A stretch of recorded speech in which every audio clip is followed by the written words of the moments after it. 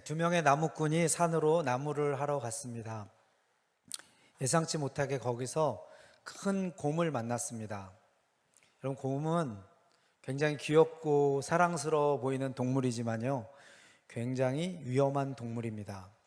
곰을 만났을 때는 절대 도망을 가면 안 됩니다. 왠지 아세요? 곰이 굉장히 빠릅니다. 아무리 사람이 빨리 도망을 가도 곰을 피해서 달아날 수 없습니다. 곰을 보자마자 이 두 명의 나무꾼이 너무 겁이 나고 긴장한 나머지 한 명은 나무 위로 도망을 갔습니다. 다른 나무꾼은요, 그 옆에 있는 굴이 있어서 굴로 숨어 들어갔어요. 곰이 지금 누구를 공격할까 이렇게 고민을 생각을 하다가 동굴 쪽으로 어슬렁어슬렁 들어갔습니다. 나무 위에 올라가서 숨었던 피해 있던 나무꾼이 동굴 쪽을 바라보는데 동굴로 도망갔던 나무꾼이 밖으로 나오고 있는 거예요. 그래서 나무 위에서 큰 소리로 외칩니다. 친구야, 나오지 마. 지금 밖에 곰이 있어. 소리를 칩니다. 그랬더니 그 동굴에서 나오던 친구가 큰 소리로 외치며 대답을 합니다. 동굴 안에도 곰이 있어. 여러분, 이런 상황 경험해 보신 적 있나요? 앞으로도 갈 수도 없고 뒤로도 갈 수 없고 피할 길이 없는 상황. 그런데 굉장히 생명의 위협이 지금 내 목을 졸라오고 있는 굉장히 긴급한 상황. 오늘 우리가 읽은 이 시편은요, 다윗이 이런 상황에서 쓴 시편입니다. 다윗이 가드에서 블레셋인에게 잡힌 때라고 이 시편 56편의 제목이 많은 성경에 어느 분도 계실 텐데요, 그 제목이 붙어 있습니다. 지금 사울 왕은 다윗을 시기 질투해서 그 나라에서 가장 싸움 잘하는 용사 3,000명을 풀어서 다윗을 잡으면 죽이려고 그렇게 혈안이 되어 있습니다. 다윗이 여러 군데를 도망을 다녔습니다. 다니다가 내린 결론이 나 여기 있으면 죽겠구나, 도망가야겠다. 다른 나라로 망명을 가는데 그 망명 간 나라가 하필 어디냐면 다윗이 소년 시절에 때려잡은 적장 장수가 있는 골리앗이 살았던 블레셋, 바로 골리앗의 고향으로 갑니다. 가드라고 하는 땅에 가서 가드 왕 아기스 왕에게 정치적 망명을 이제 신청하고, 내가 잠시 동안만 당신이 나를 보호해 주면 내가 나중에 이스라엘 왕이 되었을 때 당신과 좀 친하게 지내겠다, 이렇게 제의를 하러 갔는데 그곳에서 신하들이 다윗을 알아봅니다. 그 나라의 영웅이었던 골리앗 장수를 때려잡은 사람인데 모를 리가 없겠죠. 다윗이 지금 혼자 도망 다닌 게 아닙니다. 600명이 넘는 사람들을 지금 데리고 함께 무리를 지어서 다닙니다. 혼자 숨으려면 얼마든지 숨을 수 있죠. 아버지와 어머니, 형제들이 지금 같이 있습니다. 다윗의 형제라는 이유로 붙잡히면 다 멸절당할 수밖에 없는 그런 상황입니다. 그때 아기스의 신하들이 다윗 왕을 바로 보고서는 그렇게 얘기합니다. 저 사람은 다윗이 아닙니까? 이스라엘 여인들이 다윗이 행한 일을 보고 사울은 전쟁에서 천천을 죽였고 다윗이 죽인 자는 만만이라 하지 않았습니까? 사울 왕보다 10배는 전쟁을 잘하는 이스라엘 장수가 아닙니까? 역사 대대로 이스라엘과 블레셋은 원수지간입니다. 지금도 이스라엘에서는요, 블레셋 팔레스틴 지역하고 그렇게 지금 전쟁을 벌이고 있습니다. 다윗이 순간적으로 깨닫죠. 내가 피해서 도망온 곳이 내가 잘못 선택한 곳이구나. 굉장한 지금 위험하고 그런 죽음의 위협 속에 그때 쓴 시가 바로 시편 56편입니다. 다윗이 그때의 심경을 오늘 본문에는 이렇게 고백하고 있습니다. 사람이 나를 삼키려고 종일 치며 압제하나이다. 내 원수가 종일 나를 삼키려 하며 나를 교만하게 치는 자들이 많사오니. 지금 다윗은요, 막다른 길에 지금 왔습니다. 더 이상 갈 길이 없습니다. 여러분, 사람이 어려움과 위협을 당할 때 빠져나갈 구멍 하나만 있으면요, 소망의 빛을 붙잡고 희망적으로 살아갈 수가 있습니다. 그런데 지금 다윗에게는요, 길이 보이지 않습니다. 빠져나갈 길도 보이지 않고 더 이상 이제 다윗이 도망가서 발 붙이고 살 수 있는 곳은 없다란 것을 다윗이 알게 됩니다. 다윗에게, 하나님을 그렇게 사랑했던 다윗에게, 의로운 다윗에게, 사울에게 충성했던 다윗에게 왜 이런 문제가 찾아올까요? 다윗에게 이런 문제가 찾아오는 것이 과연 타당하고 합당한 일일까요? 여러분, 우리가 오늘 말씀을 계속 진행하기 전에 한 가지 분명히 해야 될 사실은요, 우리 삶의 문제는요, 언제든지 생길 수 있습니다. 하루아침에 갑자기 찾아옵니다. 도적같이 찾아옵니다. 예고 없이, 준비 없이 하루아침에 재앙이 나를 덮치는 것처럼 문제가 생길 수 있고요. 또 두 번째는요, 어느 누구에든지 일어날 수가 있습니다. 많은 사람들이 나랑 문제는 상관없다고 생각합니다. 나에게는 절대 이런 일이 안 일어날 거라고 안일한 마음을 갖습니다. 문제와 나는 전혀 상관이 없기 때문에 문제가 내 인생에 찾아왔을 때 밀어냅니다. 어떻게든 인정하지 않으려고 합니다. 부인합니다. 내 삶에 들이닥친 문제를 내가 정말로 인정하고 이 내 인생에 닥친 이 문제의 의미와 가치가 무엇인지를 생각해낼 때 우리가 당하는 고통과 고난은 헛고생이 아니라 정말 의미 있고 가치 있는 시간이 될 수가 있습니다. 여러분, 문제는 결코 나쁜 것만은 아니지요. 우리가 문제를 준비하지 않기 때문에 어느 날 갑자기 찾아온 문제가 생기면 당혹스럽습니다. 많은 분들이 60세가 넘으면 첫 번째로는 자기 죽음에 대해서 한 번쯤 생각해야 됩니다. 물론 그걸 맨날 생각하고 미리부터 유언서 막 작성하고 죽음을 미리 준비하는 분들이 있어요. 자기 이제 얼마 안 살고 죽을 거라고. 그러면서도 속으로는 100살 넘기기를 바랄 수 있겠죠. 그런데 우리 자신의 죽음에 대해서 한 번쯤은 생각하고 준비를 해야 됩니다. 그리고 우리가 절대 상상하지 않는 것이, 많은 분들이 자신의 배우자의 죽음에 대해서는 전혀 생각을 하지 않습니다. 배우자의 죽음에 대해 생각하지 않았기 때문에 어느 날 갑자기 들이닥친 이 배우자의 죽음에 대해서 큰 충격을 받고 헤어나오지 못하는 경우가 상당히 많이 있습니다. 여러분, 그것을 준비하는 것은요, 부정적인 것도 아니고 우리가 지혜롭게 삶을 사는 방법 중에 하나입니다. 우리 삶에 어느 날 갑자기 닥친 이 문제들, 또 부당하게 다윗처럼, 왜 다윗이 이런 대우를 받아야 되는데 똑같이 지금 내가 이런 대우를 받을 그렇게 인생을 살지 않았는데 우리에게 닥친 문제에 대해서 굉장히 불편해하고 마음속에서 거부하는 분들 계시죠. 우리 인생에 닥친 문제는 결코 나쁜 것만은 아닙니다. 다윗은 이 문제를 통해서 하나님을 신뢰하는 법을 배웠고요, 하나님과 더 가까이 어떻게 지낼 수 있는지, 그리고 하나님의 기가 막힌 구원이 어떻게 펼쳐지는지를 이런 위기 상황을 통해서 배우고 유익을 얻었습니다. 우리 야고보서를 쓴 사도 야고보는요, 이렇게 우리에게 권해줍니다. 너희가 여러 가지 시험을 당하거든 온전히 기쁘게 여기라. 여러분, 시험이, 환난이 우리 삶에 들어오는데 왜 그걸 기쁘게 여기라고 했을까요? 그 이유를 설명해 주고 있습니다. 믿음의 시련이 인내를 만들어내기 때문이다 라고 하고 있습니다. 여러분, 우리 인생에 닥친 어려움은요, 반드시 결과물을 만들어냅니다. 결과물이 없는 시련은 존재하지 않습니다. 시험이 찾아오면 반드시 거기에 합당한 좋은 결과가 만들어집니다. 인내를 온전히 이루라. 우리가 우리의 인내를 온전하게 이룰 때 우리가 온전하게 되어서 조금도 부족함이 없게 된다고 그렇게 이야기하고 있습니다. 시련이 찾아오면요, 우리는 인내할 수밖에 없습니다. 그 인내를 끝까지 버티다 보면요, 우리가 온전하게 된다고, 그래서 조금도 부족함이 없다라고 말씀하고 있습니다. 여러분, 세상에는 두 종류의 사람이 있습니다. 고난과 환난을 경험한 사람이 있고요, 그리고 아직 경험해보지 못한 사람이 있습니다. 고생하고 고난당하고 힘겨운 삶을 사는 사람은요, 이쪽 사람을 부러워합니다. 형통한 사람, 평안한 사람, 인생의 어려움이 한 번도 없었던 사람을 부러워합니다.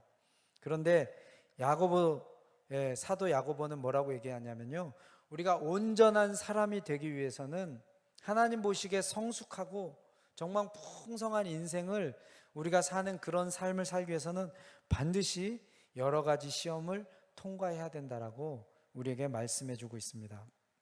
우리 대한민국 남자들은요, 세상의 남자들을 두 종류로 분류합니다. 그 기준이 뭘까요? 군대 갔다 온 사람과 군대 갔다 오지 않은 사람.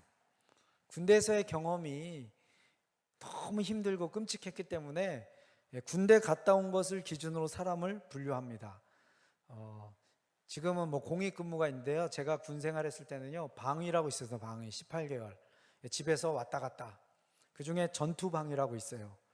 방위 중에서도 매일 훈련하는 힘든 얘기합니다. 전투방위들이 얘기해요. 우리 현역보다 굉장히 힘든 군생활 했다 그러면 현역들이 뭐라 그러죠? 꺼지라 그럽니다. 꺼지라고. 군대에서의 진짜 실제 군생활은 점호가 마친 딱 밤에 취침 시간이 들어가면 그때 이제 고참들이 집합을 시킵니다. 그래서 막사 뒤로 가서 엄청난 구타와 폭언과 가혹행위가 시작이 됩니다. 그것을 인내로 버틴 사람만 대한민국의 진정한 군인으로 인정을 해주겠다는 거죠. 물론 이런 기준은 현역 군대 갔다 온 사람이 자기들이 정한 겁니다. 저도 현역 군대 복무를 마쳤습니다. 제가 이제 신학대학교를 갔습니다. 모여서 운동을 하는데 선배들이 팀을 어떻게 나누는지 궁금해서 봤는데, 자동적으로 팀을 어떻게 나누냐면요, 현역 군대를 갔다 온 사람과 방위를 군대를 갔다 온 사람을 둘이 나누더라고요. 그리고 아직 군대 가지 않았기 때문에 저는 숫자 맞추기로 그냥 끼어서 아무 팀이나 깍두기 들어갑니다. 이제 신학대학교를 졸업하고 선교단체에 입사를 했습니다. 선교단체에서 캠퍼스 사역을 하는데 어느 날 우리 단체에서 체육대회 운동회를 하게 됐습니다. 지역별로 팀을 나누든지 운동 잘하는 못하는 사람 가위바위보에서 나눌 줄 알았던데 자동으로 방위 저쪽으로 가 이러더라고요. 방위 출신들 저리 가라고.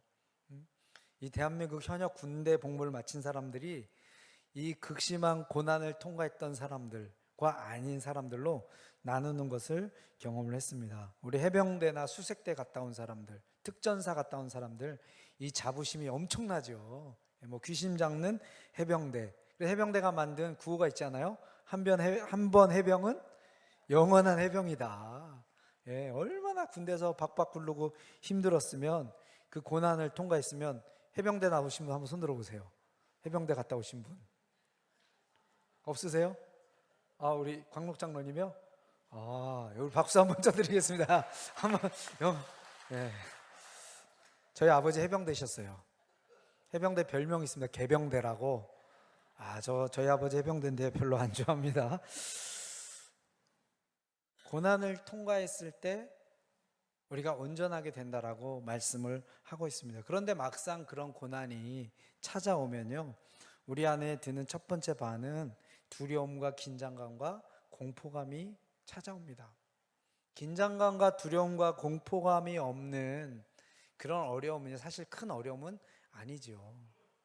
다윗이 지금 시편에 뭐라고 고백하고 있냐면요, 내가 두려워하는 날에는, 지금 다윗은 두렵습니다. 자기를 잡아서 죽이려고 하는 사울이 두렵고요, 사울의 군대가 두렵고, 그리고 지금 블레셋 사람들이 두렵습니다. 자기 생명의 위협을 느끼고 있습니다. 지금 다윗은 두려워하고 있는데 사람들을 두려워하고 있습니다. 힘센 강한 자들을 지금 두려워하고 있습니다. 여러분, 우리가 벗어날 수 있는 한 가지라도 선택권이 있으면요, 두려워하지 않습니다. 그냥 조금 염려하고 맙니다. 옵션이 없을 때, 벗어나갈 선택이 없을 때는요, 굉장한 심적인 압박으로, 두려움으로, 더 나아가서는 공포로 자리를 잡습니다. 여러분, 사람에게 가장 큰 강한 영향력을 행사하는 게 뭘까요? 탐욕 아닙니다. 두려움입니다. 사람이 초인적인 힘을 발휘할 수 있도록 우리에게 동력을 제공하는 것이요, 바로 두려움입니다. 저 형이 어릴 때 한 번은, 초등학생 때 동네 불량배들을 만났는데 칼을 들고 있는 불량배들을 만났어요. 이리 오라고 했는데 초등학생이 도망을 갑니다. 뒤에서 이 불량배 깡패들이 쫓아오는 거예요. 깡패들 달리기가 엄청 빠릅니다. 그런데 자기가 죽으라고 뛰는데요, 옆에 차를 봤대요. 자기랑 차랑 같은 속도로 뛰고 있더래요. 얼마나 빨리 뛰었으면은. 그 두려움과 긴장감에 붙잡히지 않으려고 여러분 달리기 기록 한번 세우시기 바랍니다. 가장 두려웠을 때 사람이요, 가장 빠른 속도로 지치지 않고 도망가는 힘이 이 두려움에서 생기게 됩니다. 우리 마음 안에 두려움과 공포심이 딱 자리 잡으면요, 우리 온몸의 힘과 마음의 힘을 다 쏟아서 그것을 핸들하려고 노력을 하는데요, 사실은 잘 다뤄지지가 않습니다. 제가 어릴 때 저희 형이랑 둘이 자취 생활을 했습니다. 어릴 적에 형은 좋은 형이 아니었어요. 철저한 독재, 이기적이고 철저히 자기중심적이고, 그 시대 형들이 다 그랬는지는 모르겠지만 저희 형은 확실히, 제가 별명을 지어줬어요. 어린 나이에 고참이라고 불렀어요. 고참이라고. 형이라고 안 부르고. 저희 형이 저에게, 어린 동생에게 지침을 줍니다. 자기는 하나도 안 하면서 저에게 다 시키는데, 그 중에 하나가 학교 갈 때 꼭 이불 개고 가라. 아니, 둘이 자취 생활하는데 그 이불 개고 안 개고 뭐가 그렇게 중요한지 자기 삶의 기준이 철저해요. 자기는 하지 않습니다. 이불 안 개고 오면 뭐 혼나든지 두드려 맞든지 그렇습니다. 어느 날 아침에 초등학생이, 국민학생이 학교 다니기 얼마나 바쁘고 힘들어요. 잠도 많고.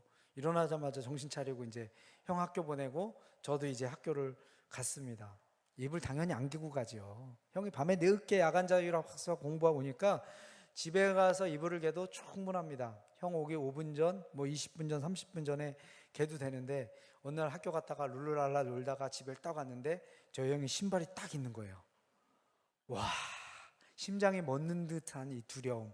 지금 제 머릿속에 번뜩 뭐가 생각나요? 아, 이불 안 개고 갔는데. 인간이 기분이 굉장히 좋으면 잔소리로 넘어가고, 보통 기분이면 한두 대 맞고, 기분 안 좋으면 또 뒤지게 맞겠다. 너무 겁나고 두려운 거예요. 그래서 제가 방문을 열고 집에 못 들어가고요, 그 길로 저희 부모님이 돈 벌고 계신 2시간 걸린 곳으로 초등학생이 무서워서 도망을 갑니다. 두려움 때문에. 2시간 버스 3번 타고 거기 가느니 몸으로 몇 대 맞으면 되는데, 그 죽도록 때리는 것도 아닌데, 그냥 그 분위기랑 뭔가 이 공포스러운 이 두려움이 싫어서 도망을 갑니다. 부모님이 깜짝 놀랐어요. 학교 다녀야 될 애가 밤에 집에 찾아온 거예요. 너 무슨 일이냐고 깜짝 놀라셔서 이불을 안 개고 학교 가서 형한테 혼날까 봐 여기 왔다니까, 부모님이 아이고 이 한심한 놈아, 형이 혼낸다고 여기까지 오면 어떡하냐고 부모님한테 혼냈습니다. 그래서 아버지가 또 형한테 일렀다 그러면 이제 올라가서 형한테 맞을까 봐 부드러운 소리로 동생 내일 집에 가면 혼내지 말라고 이렇게 전화를 했고, 저 형이 알겠다고 걱정하지 마시라고 집에 갔습니다. 형에게 1번 이불 개고 가라는데 안 개고 갔다고 맞았어요. 남자 새끼가 그런 거로 쫄아가지고 부모님한테 도망갔다고 쫄았다고 또 맞았어요. 그리고 부모님한테 그거 일렀다고 또 맞았습니다. 3배로 맞았습니다. 맞을 때 보니까 아유, 이 정도 맞을 만한데, 이것 때문에 무서워서 부모님 걱정시키고 또 거기까지 또 쫓아간 제가 이거 너무 두려움에 사로잡히면 안 되겠구나, 그런 생각을 했습니다. 우리나라에 유명한 스님이 있습니다. 성철 스님이라고. 사는 산이요 물은 물이요. 그분이 돌아가실 때 나는 지옥불에 떨어진다 라고 그렇게 말씀하면서 돌아가신 분이 이런 시를 지었습니다. 다들 너무 걱정하지 마라. 걱정할 거면 딱 2가지만 걱정해라. 지금 아픈가 안 아픈가. 안 아프면 걱정하지 말고, 아프면 2가지만 걱정해라. 나을 병인가 안 나을 병인가. 나을 병이면 걱정하지 말고, 안 나을 병이면 2가지만 걱정해라. 죽을 병인가 안 죽을 병인가. 안 죽을 병이면 걱정하지 말고, 죽을 병이면 2가지만 걱정해라. 천국에 갈 것 같은가 지옥에 갈 것 같은가. 천국에 갈 것 같으면 걱정하지 말고, 지옥에 갈 것 같으면 지옥에 갈 사람이 무슨 걱정이냐. 이게 끝입니다. 여러분, 지옥에 갈 사람이 걱정한들 못하냐? 예? 아픈지 안 아픈지 그것만 걱정하고, 아프면 나을 병인지 안 나을 병인지, 그리고 나을 병이면 걱정하지 말고 안 나을 병이면 죽을 병인지 안 죽을 병인지. 여러분, 우리 다 죽습니다. 예. 지금 몸의 연약함으로, 육신의 연약함으로 근심 걱정, 공포감에 있으신 분 계시잖아요. 다 이 시간 문제예요. 지금 이 자리에 서서 말씀을 전하는 저도, 또 우리 자녀들도 다 사람은 죽게 되어 있습니다. 진짜 문제는 죽음이 아니죠. 죽음 이후에 우리가 어떤 영혼을 보낼 것인가, 천국에 갈 것인가, 지옥에 갈 것인가, 이것이 진짜 문제일 수 있다고 하는 것입니다. 그런데 우리 마음의 두려움은요, 아무리 떨쳐보내고 마음에서 밀어내려고 해도요, 떨쳐지지가 않습니다. 우리 마음을 탁 장악해버리면요, 우리 마음을 꽉 쥐고 있습니다.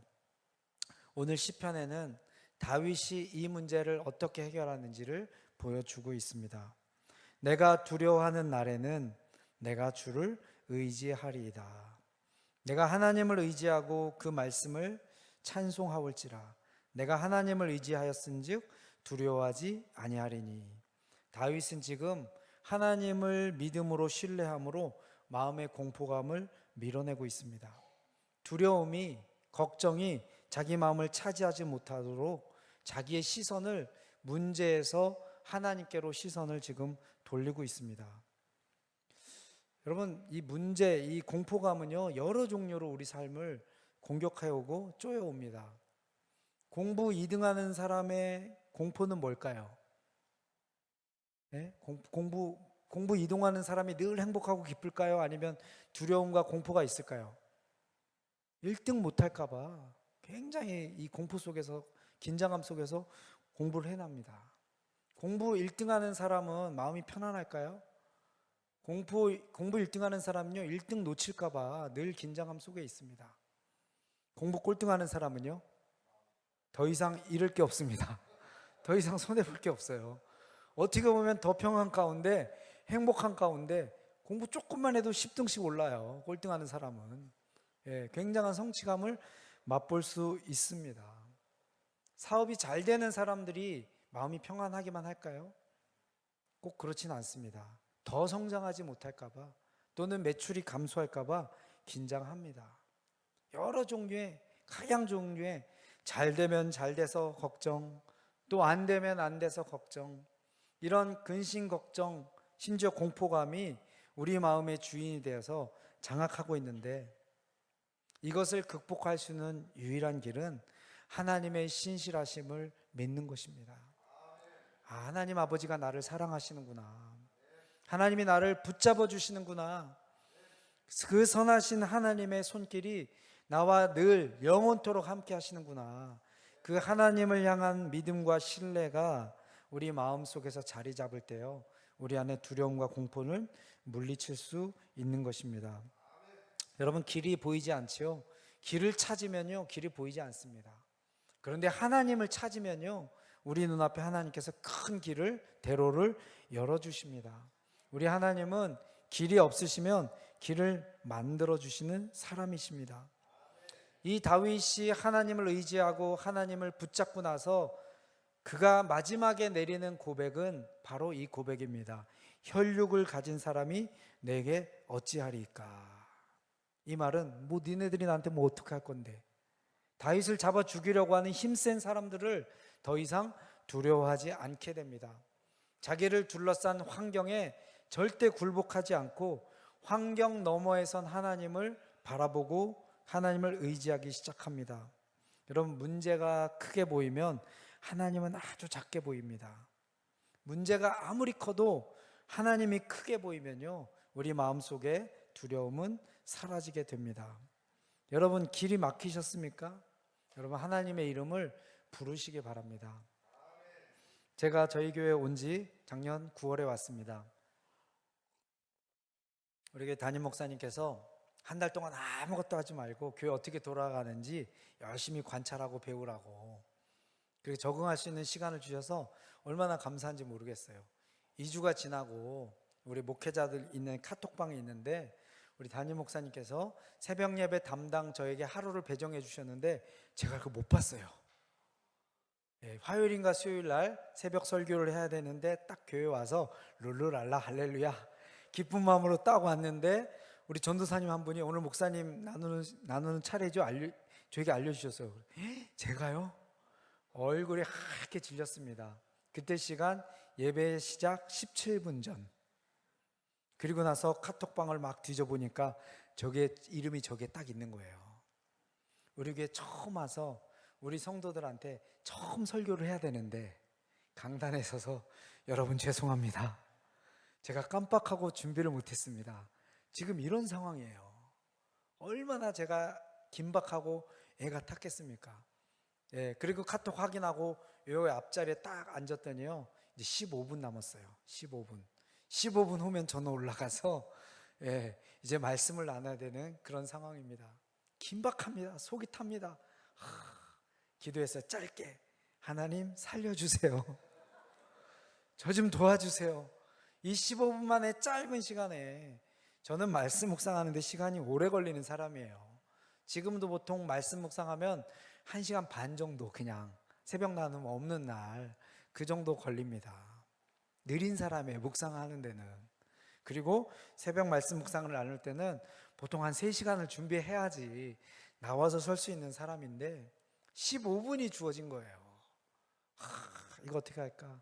근데 하나님께 제 기도를 들으시고 그 긴박한 시간에 막 역사하시더라고요. 길을 열어주시는데 노트북도 안 가져왔어요. 핸드폰 조그만 거 하나 가져와서 이제 묵상 말씀 본문을 옮겨놓고 우리 첫 뭐죠? 말씀의 현장, 나의 반응, 아버지의 마음, 주님과 동행하기, 이거를 치는데 하나님께서 계속 불러주시는 것 같은 마음속의 생각을 막 주시는 거예요. 이게 타자 치는 게 손으로 타자 치는 속도가 느릴 만큼 15분이 딱 됐습니다. 어떻게 됐을까요? 그날 제가 기억으로 한 20분에서 30분을 나눴어요. 20분에서 30분 나눌 수 있는 분량을 하나님께서 허락해 주셨습니다. 지금도 그때 놀란 가슴, 아직도 가슴이 뛰고 있습니다. 여러분, 하나님께서 풀지 못할 숙제는 없습니다. 하나님께서 해결해 주실 못할 문제는 없습니다. 여러분, 바위산이 지금 여러분 앞에 있어서도요, 하나님은 그것을 뚫으실 수 있는 분이세요. 길이 보이지 않을 때 하나님, 저는 주님을 붙잡고 주님을 의지하겠습니다. 주님이 내 인생의 길을 만들어 주시는 분이십니다. 예수님께서 말씀하셨죠. 내가 곧 길이요 진리요 생명이니 나로 말미암지 않고는 아버지께로 올 자가 없느니라. 우리 주님이 길이시고 진리시고 생명이십니다. 여러분 인생의 가장 큰 문제가 무엇인지를 무엇으로 규정하는지가 굉장히 중요합니다. 예수님은 이것으로 규정했어요. 우리 인생의 가장 큰 문제는 아버지 앞에 나갈 수 있는 길이 열리는 것. 제가 주일학교 여름 성경학교 할 때 개회 예배를 15분 해달라고 부탁을 받아서 밭에 감추인 천국의 비유, 밭에 감추인 보화 이야기를 했습니다. 1조 2천억 원이 되는 집이 있어요. 지구상에서 가장 비싼 집. 어느 나라에 있을까요? 아이들이 손을 들고 대답하는데 전 세계 웬만한 나라들이 다 나왔어요. 정답은 인도에 있습니다. 그 집에서 일하는 일꾼이 600명이에요. 차를 수백 대를 주차할 수 있고요. 헬기장이 3대가 있습니다. 20몇 층짜리 세계에서 가장 비싼 집이 있습니다. 인도의 가장 큰 기업 릴라이언스의 회장인 무케시 암바니가 살고 있는 집입니다. 그 사람이 근심 걱정이 있을까요? 당연히 있겠죠. 돈을 더 벌기 위해서. 그런데 그 사람의 가장 중요한 문제, 하나님 아버지 앞에 나갈 수 있는 길이 아직까지는 그 사람에게 열리지 않았습니다. 제가 아이들에게 그렇게 얘기했어요. 이 1억 2천억 원이 되는 이 좋은 집에 살면서 우리가 영원한 생명을 얻지 못하면 저 집이 무슨 소용이 있겠냐고. 자, 여러분, 우리 옆 사람에게 고백해 줍시다. 당신은 반드시 천국에 갑니다.